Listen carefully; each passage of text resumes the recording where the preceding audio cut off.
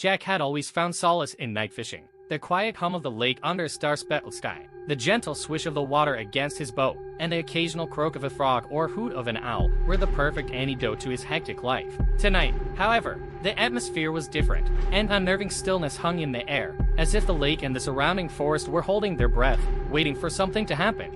As Jack paddled to his favorite spot, a shiver ran down his spine. The moon hung low and full, casting a ghostly pallor over the water. Shadows of the towering trees along the shore twisted and contorted in the moonlight, resembling grasping fingers. Jack dismissed the creeping sense of dread, attributing it to his imagination running wild in the dark. He anchored the boat and cast his line, the lure plopping into the water with a soft splash. Hours passed, but the fish were unusually evasive tonight. Jack's frustration grew with every passing minute. He shifted in his seat, the creak of the boat seeming unnaturally loud in the silence. Then, a sudden splash shattered the calm. Jack's heart leapt as ripples spread across the lake, originating from somewhere just beyond the reach of his flashlight. He aimed the beam into the darkness, but the light was swallowed by the inky black water. The ripples faded, leaving the lake eerily still once more.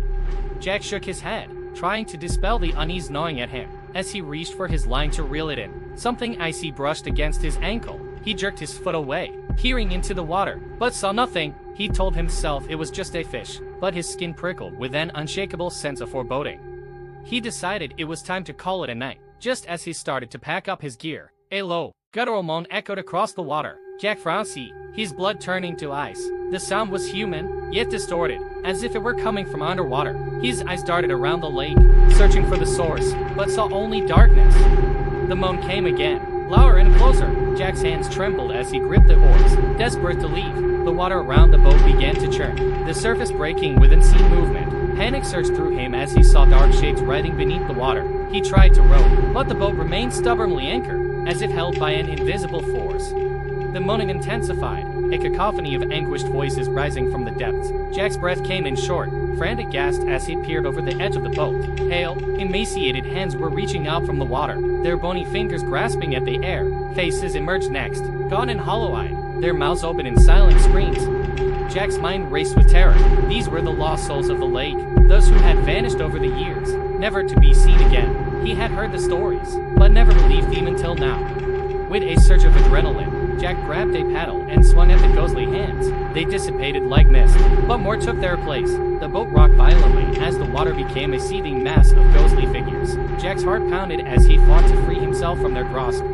Just when he thought he couldn't hold on any longer, a blinding light pierced the darkness. Jack turned to see a figure standing on the shore, holding a lantern. The ghostly apparitions recoiled from the light, their wails fading into the night. The figure on the shore shouted, "Come, quickly!"